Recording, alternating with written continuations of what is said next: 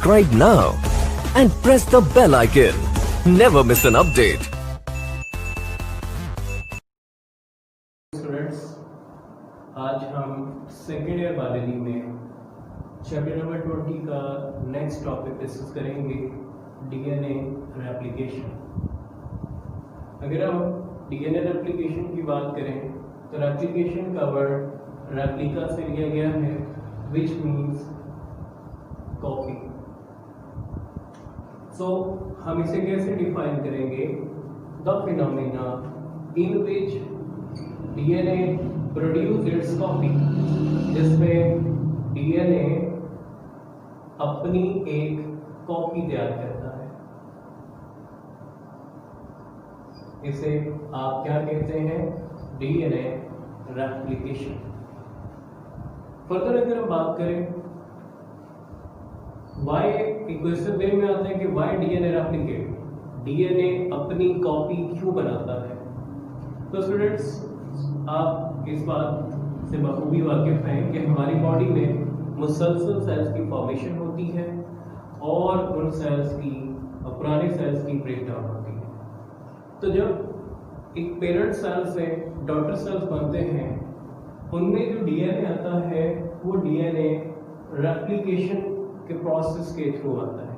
Actually parent cell में DNA की एक कॉपी बनती है जो ट्रांसफर हो जाती है नए बनने वाले सेल्स में, जिन्हें आप डॉटर सेल्स कहते हैं। अब नेक्स्ट अगर हम बात करें तो डीएनए रेप्लिकेशन कैसे होती है, इसके बारे में डिफरेंट साइंटिस्ट ने डिफरेंट हाइपोथेसिस पेश की थी। हमारी बुक में 3 हाइपोथेसिस का जिक्र किया गया है। पहली हाइपोथेसिस की अगर हम बात करें तो उससे सेमी कंजर्वेटिव हाइपोथेसिस कहा जाता है। हाइपोथेसिस आर, इसे हिंदी कहते हैं semi conservative model of replication. According to this hypothesis, ये वाटसन ब्रिक ने पेश की थी और इसमें वर्ड्स देखें यूज हो रहे हैं, semi and conservative. Semi mean half and conservative mean महफूज करना। तो इसमें होता क्या है कि जब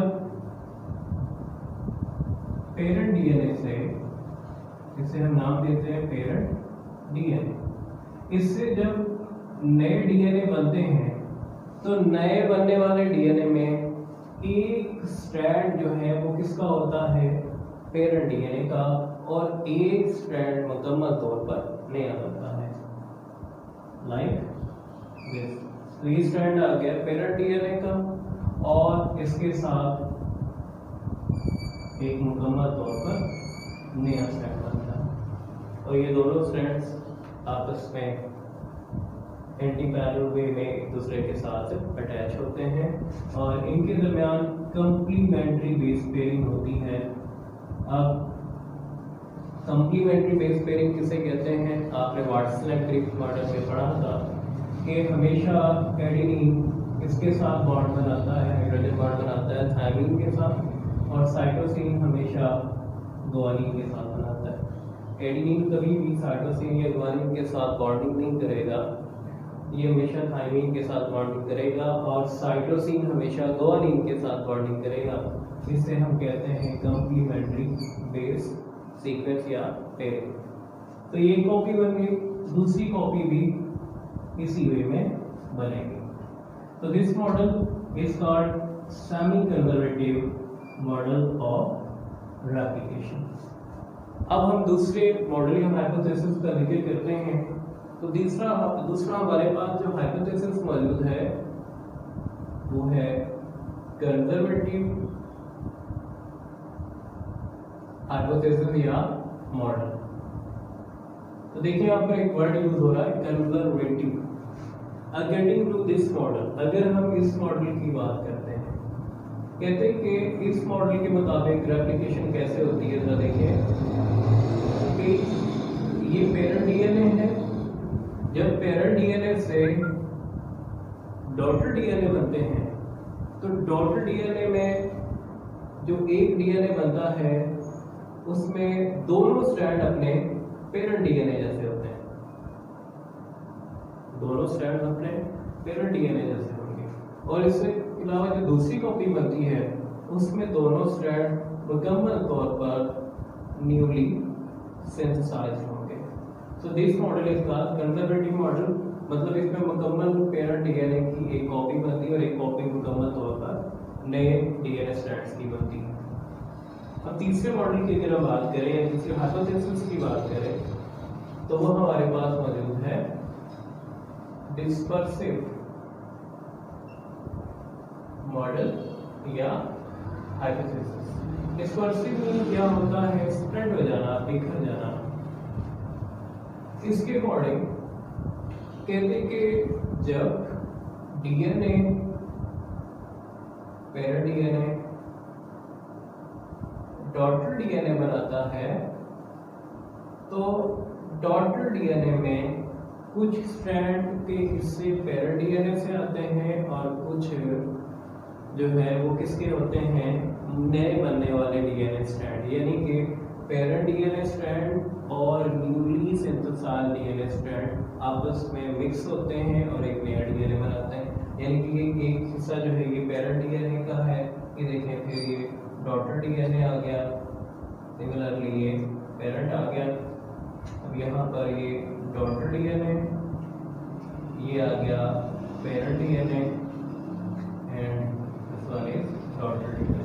सो दिस मॉडल, तो यहाँ दूसरा भी इसी तरह से बनेगा। इसे आप क्या कहते हैं? Dispersive model of replication. Students, next हम देखते हैं experiment Meselson and Stahl experiment. Meselson and Stahl ने अपना एक्सपेरिमेंट कब किया? 1958 में, और एक्सपेरिमेंट के जरिए इन्होंने ये बात शो की कि डीएनए रेप्लिकेशन जो है ये किसको फॉलो करती है? Semi conservative model of replication को। Semi conservative model of replication क्या है? मैंने पहले भी ये बात बताई थी, यहाँ पर भी मैंने स्केच बनाया है। पेरेंट डीएनए से जब डॉटर डीएनए बनते हैं तो डॉटर डीएनए में एक स्ट्रैंड पेरेंट डीएनए से आता है। अब इन्होंने एक्सपेरिमेंट में कौन सा मटेरियल यूज किया और ये बात प्रूव की कि बाकी रेप्लिकेशन किसे फॉलो करती है? सेमी कंजर्वेटिव को। मटेरियल की अगर हम बात करें तो इन्होंने यूज किए इकोलाई बैक्टीरिया। उसके बाद इन्होंने कल्चर मीडियम इस्तेमाल किए। कल्चर मीडियम दो तरह के थे, N15 और N14। N15 कल्चर मीडियम में नाइट्रोजन के हैवी आइसोटॉप्स मौजूद थे और N14 मीडियम में नाइट्रोजन के लाइटर आइसोटॉप्स मौजूद थे। उसके बाद इन्होंने सीजियम क्लोराइड एक्सपेरिमेंट में यूज किया और इसके अलावा सेंट्रीफ्यूगल मशीन अपने एक्सपेरिमेंट में इस्तेमाल की। तो आइए देखते हैं कि इस मटेरियल को इस्तेमाल करके इन्होंने एक्सपेरिमेंट कैसे परफॉर्म करवाया। फर्स्टली इन्होंने इकोलाई बैक्टीरिया लिए। इस बैक्टीरिया के अंदर इसका डीएनए मौजूद था। इस इकोलाई बैक्टीरिया को इन्होंने ग्रो करवाया कौन से मीडियम में? N15 मीडियम में। N15 जिसमें नाइट्रोजन के हेवी आइसोटॉप्स मौजूद होते हैं।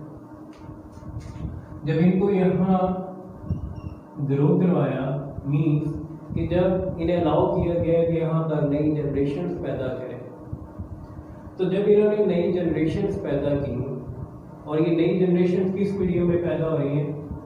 N15 मीडियम जिसमें नाइट्रोजन के हैवी आइसोटॉप्स मौजूद हैं। तो नई बनने वाले बैक्टीरिया के डीएनए में इस मीडियम से नाइट्रोजन के हैवी आइसोटॉप्स इनकॉर्पोरेट हो गए और उससे वो बैक्टीरिया का डीएनए क्या हो गया? डेंसर हो गया। तो यहाँ पर नए जो बैक्टीरिया बने इनका डीएनए कैसा था, डेंसर डीएनए। मैं यहाँ पर लिख भी देता हूँ, डेंसर डीएनए में मौजूद था। अब इन्होंने क्या किया, दूसरे नंबर पर इन्होंने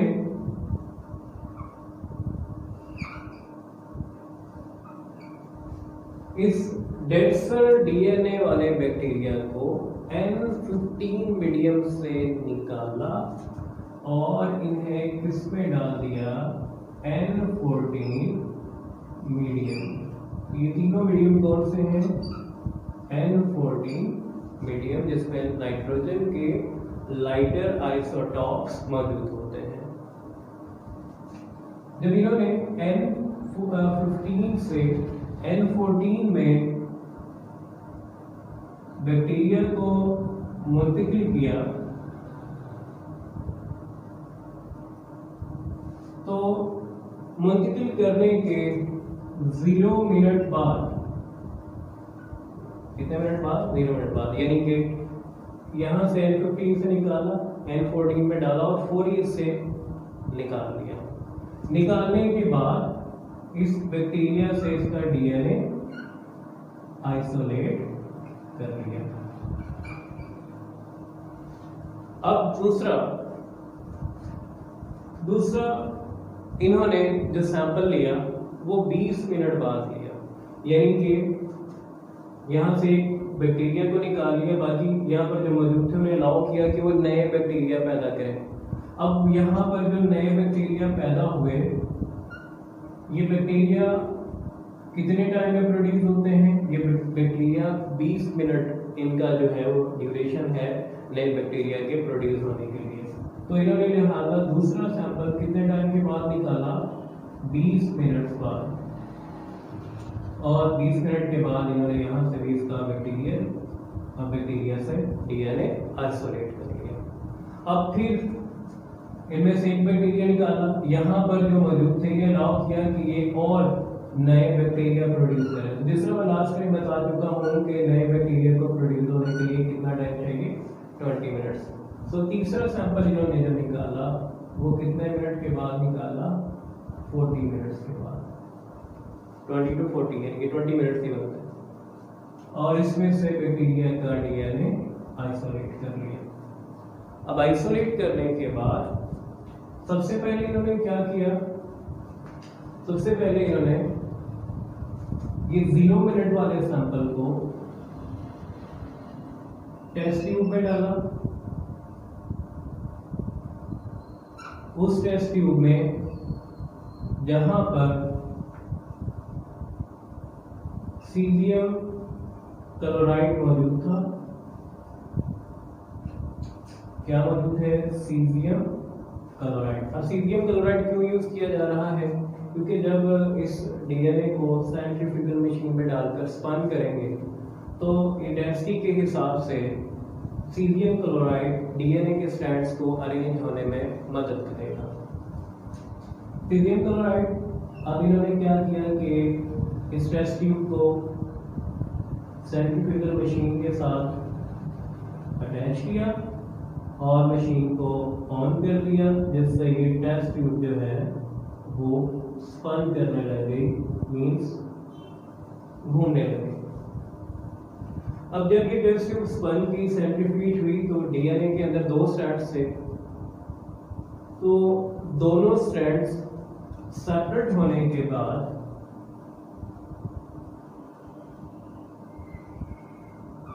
टेस्ट ट्यूब के निचले हिस्से में मूव कर गए। ये मूव क्यों किए, क्योंकि आपको मैंने स्टार्ट में ये बात बताई थी, N15 से हमने जो सैंपल लिया था उसका डीएनए डेंसर था और 0 मिनट के बाद जैसे ही हमने निकाला तो मतलब उसमें कोई चेंज नहीं आया और उसका डीएनए डेंसर था। जब सेंट्रीफ्यूज किया तो दोनों स्ट्रैंड्स कहाँ मौजूद थे, टेस्ट ट्यूब के निचले हिस्से में। निचले हिस्से में भी चले गए क्योंकि इनकी डेंसिटी क्या थी, ज़्यादा थी, लिहाजा इस डीएनए को क्या कहा जाता है, डेंसर डीएनए। अब आपने इस डेंसर डीएनए को सपोज करना है कि ये पेरेंट डीएनए, अगर सपोज नहीं ये है ही पेरेंट डीएनए। अब जब इन बैक्टीरिया ने नए डीएनए बनाए, मतलब नई कॉपियां बनाई अपनी, तो उसमें नए डीएनए मौजूद थे ना, क्योंकि वो कहाँ ग्रो कर रहे थे, N14 मीडियम में। तो जब 20 मिनट वाला सैंपल ऑफ डीएनए लिया, सीरियम क्लोराइड में डाला, सेंट्रीफ्यूज किया, तो सेंट्रीफ्यूज करने के बाद इन्हें टेस्ट ट्यूब में जो नया डीएनए नजर आया, उसमें एक स्ट्रैंड जो था वो हैवी डीएनए का था। ये स्ट्रैंड कौन सा डीएनए का है? हैवी डीएनए का। और साथ में एक स्ट्रैंड कौन सा था? लाइटर डीएनए का। यानी कि जो डीएनए बना है ये कैसा था? हाइब्रिड डीएनए, जिसमें एक स्ट्रैंड जो है वो डेंसर डीएनए का था और दूसरा न्यूली सिंथेसाइज था। और आप देखें कि यहीं पर हमें एक्सप्लेनेशन मिल रही है कि किसको फॉलो कर रहा है, semi conservative model of replication को, क्योंकि इससे जो नया डीएनए बना उसमें एक स्ट्रैंड इस डेंसर डीएनए का था, दूसरा नया बना। अब क्या किया? अब इनको अलाउ किया गया, यानी कि ये सैंपल हमने अब यहाँ से निकाला कितने मिनट बाद? 40 मिनट्स बाद। सैंपल सीरियम क्लोराइड में डाला गया, स्पन करवाया गया। स्पन करवाया गया तो उसमें जो नए हमें डीएनए मिले, तो जरा देखिएगा, सिंपल सा कॉन्सेप्ट है कि जब मतलब हमने इन्हें स्पन करवाया तो क्या हुआ? हम कहते हैं लेट्स सपोज ये दोनों क्या है? Parent strand. तो जो एक डेंसर डीएनए का स्ट्रैंड बना, इसने एक नया हाइब्रिड बना दिया।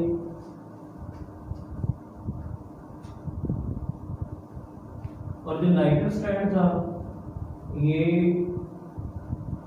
अपने साथ एक नया lighter newly synthesized DNA strand बनाया। तो यहाँ पर ये बात क्लियर होती है कि डीएनए रेप्लिकेशन किसे फॉलो करती है? सेमी कंजर्वेटिव मॉडल को फॉलो करती है। और आपकी टेक्स्ट बुक में यहाँ पर स्टार्ट में एक टेस्ट ट्यूब दिखाई गई है। उस टेस्ट ट्यूब में दोनों स्ट्रैंड जो हैं वो डीएनए के लाइटर दिखाया गया है और उसमें लिखा हुआ है अनलेबल्ड डीएनए।